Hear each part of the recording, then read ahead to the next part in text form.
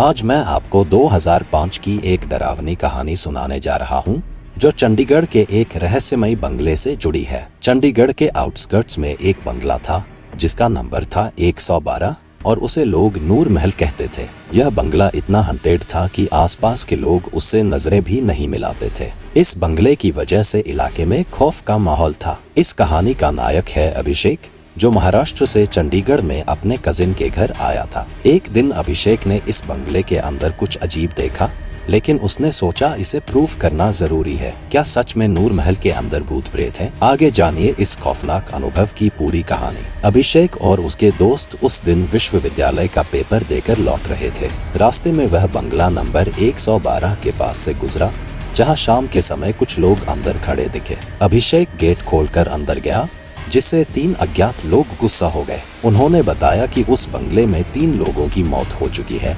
लेकिन उनकी लाशें नहीं मिल रही। उन तीनों की आत्माएं अभी भी वहां भटक रही हैं। अभिषेक ने हिम्मत दिखाते हुए कहा कि वह उन्हें ढूंढकर दिखाएगा। अंदर जाकर उसने एक खुदा हुआ खड्डा देखा, जहां एक लटकता हुआ हाथ दिखाई दिया। वहां से वह लगभग बेहोश हो गया, लेकिन तभी पुलिस आई और उसे बाहर निकाला। क्या ये आत्माएं सच में उस बंगले में थी? क्या अभिषेक का सामना सच में उन भूतों से हुआ था? सुनने में आया कि इस बंगले में 3 भाई रहा करते थे, जिनकी मां की मृत्यु हुई। मां की मौत के बाद संपत्ति के बंटवारे को लेकर तीनों भाइयों में लड़ाई हुई।